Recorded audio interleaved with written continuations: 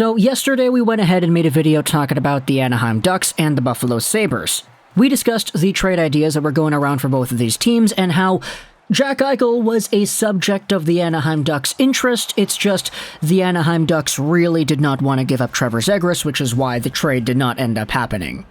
And I get it. You know, there's a lot of contention to be said. Okay, come on, Lego. You can't say that the Anaheim Ducks were definitively in the right to keep Trevor Zegras over Jack Eichel based off of 20-something games in Trevor Zegras' rookie year.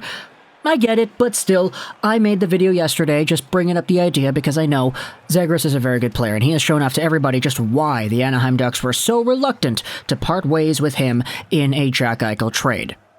But I did say as well yesterday, we would discuss the actual return that the Buffalo Sabres did get, not from the Anaheim Ducks, but from the Vegas Golden Knights. And in fact, we're tying in this topic with another topic. We're talking about two guys here who are in the Buffalo system and who are just playing so well off of each other that if you are a Buffalo Sabres fan who's stuck in his hole in the ground and saying, okay, is it time to start coming out and start being excited for the future again? I think it might be. I'm not too sure, but bear with me here. So, today's topic goes over two players, one of which has actually been drafted by the Buffalo Sabres, the other that was acquired in the Jack Eichel trade. We're firstly talking about 2020 8th overall pick in the first round, Jack Quinn by the Buffalo Sabres, as well as Peyton Krebs, 2019 guy, 17th overall, initially drafted by Vegas, sent over to Buffalo in the Eichel trade. Starting with the guy that the Buffalo Sabres have been developing in their system the past few months, let's go over Jack Quinn, because it's really difficult to actually try to ignore everything that he has been doing. And I know Jack Quinn was never really greeted with the most welcome greeting by people who are fans of the NHL and fans of the draft and the prospects and fans of the Sabres themselves because of where he was taken in that draft. 8th overall is pretty gosh darn high, especially considering the fact that he went ahead of guys like Cole Perfetti and guys like Marco Rossi, who was his teammate on the Ottawa 67s that year. Despite the fact that he was ranked to go a lot later by many scouting outlets, he went 8th, and a few years removed from the draft, I mean, he's gone out there with an absolute game-changing stat line. Let's go over what he has done this season. He is 6 feet tall, 176, a right-wing, left-wing player, a right-handed shot too. And this season in the AHL for the Rochester Americans, he has 24 points in 17 games played. 11 goals, 13 assists, 17 games played. He is one of the top guys in the entire AHL in points, and he is also one of the top point-per-game guys in the entire league, too. There are some other guys here who have a higher points per game because they've only played one game and they had 2 points or whatever, but when it comes to Jack Quinn, just in terms of AHL production, he is one of the best in the business. And it's actually kind of crazy because if you go over to Byron Bader's Twitter account, he does stuff for hockeyprospecting.com, and he's an NHL Draft consultant. Here's a tweet he made. I wanted to showcase this off here on the channel. It's time to praise what Jack Quinn has done this season. His production rate in the AHL right now is absolutely nuts. He is pacing the highest point-per-game pace of all players to play in the AHL in their draft +2 or prior over the past 30 years. And if you take a look at his NHL equivalency score projection, right now that number is listed at 67. Before it was 29, and his draft year had him at a 35. So he's really gone out there and just solidified the amount of production that he has gotten in the AHL this season, and his advanced stats are so good that if you compare the NHL probability rates that he had, in his draft year, he had a 53% chance of being an NHL player. In his draft +1, that number took a little bit of a decrease to 45%. In his draft +2, however, though, he's up there at 75%, significantly increasing his odds at making the show eventually. You can even see that his star probability ratings are increasing a little bit too. He is at the best point of his career so far when it comes to hype, potential, and pretty much just what he is doing in that current year. Jack Quinn right now in the AHL as a 20-year-old is doing a lot more and a lot bigger and badder things than Jack Quinn as an 18-year-old in the OHL was doing back when he was drafted. In fact, take a look at the AHL and the numbers for these guys who are in the same age range. Jack Quinn has the same point per game and point metric number as Nikita Kucherov did when he was 20 years old. 17 games played, 24 points, 1.41 points per game. Quinn and his point production as a 20-year-old in the AHL is better than Ryan Strome when he was a 20-year-old also in this league. It bests out Logan Couture. It barely bests out Jason Spezza as a 19-year-old.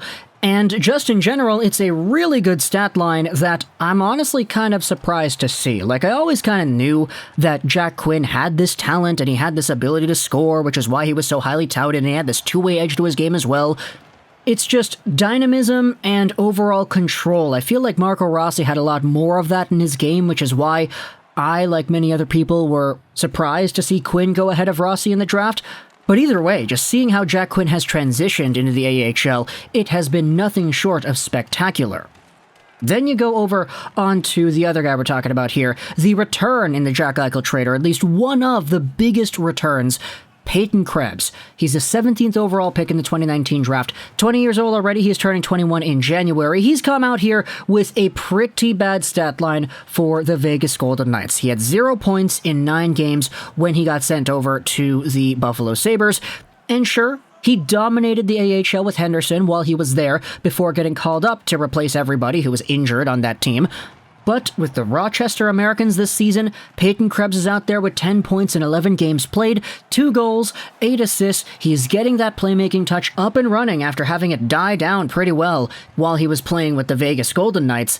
And in fact, Peyton Krebs has gone on a pretty big tear, 7 points in 3 games. If you take a look at Peyton Krebs and the game log he has on the AHL website, you can see that just the amount of production and I want to say comfort that Peyton Krebs has displayed, it's pretty spectacular when I take a look at it over here. An assist against Laval, a goal and 2 assists against Utica, an assist against Rochester, 3 assists against Hershey. He's gone out there with 8 points in his last 4 games. So, as another young guy, 20 years old, suiting up in the AHL and putting up the numbers that he's putting up, it makes everything a lot more better for Buffalo Sabres fans who are looking forward to the future because, yes, you lost out on Eichel, but Peyton Krebs, Jack Quinn, Dylan Cousins too. Man, we talked about Cousins the other day as well. He is an absolute monster.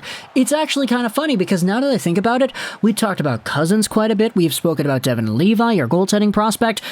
Now we're here talking about Jack Quinn and Peyton Krebs. It's almost like the Buffalo Sabres actually have a good prospect core. Almost. Okay, I'm kind of joking, it is. Maybe that's the Vancouver Canucks fan in me, you know? We're expansion bros, gotta stick together. We both haven't won any Stanley Cups, Buffalo. We gotta be cool with each other. Maybe that's why I'm so adamant on hyping up all your guys, but seriously, Krebs, Quinn, these guys have come together to create some magic in the AHL, and I'm recording this audio, I'll be honest, on Friday, December 10th at 6:21 p.m. right now, so we actually don't know if any of these guys have gotten called up yet. Now that Casey Mittelstadt is going to be out for an extended amount of time, who knows if one of Quinn or Krebs will be the first one to get called up.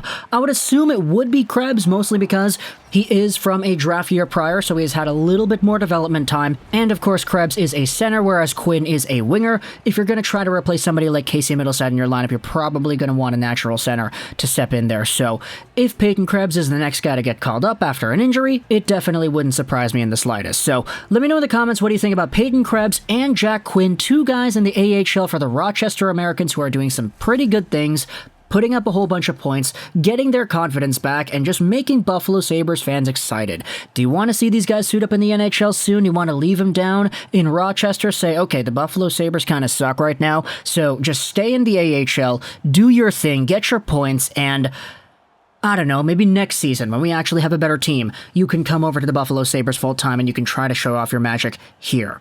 Is that a plan you see value in? Once these guys make the NHL, how many points do you think they're going to get? For Jack Quinn, I honestly think it could be a little bit of a rough transition into the NHL. Like, I wouldn't be surprised if in his first full 82-game season, he only really maxes out at like 30, 35 points because the transition from AHL to NHL is so large. Peyton Krebs, I wouldn't be surprised if he produced a little bit more, but that's just me. Let me know in the comments all your thoughts and opinions about these 2 prospects, Krebs and Quinn. I hope you enjoyed this video, Trolls 99, and bye.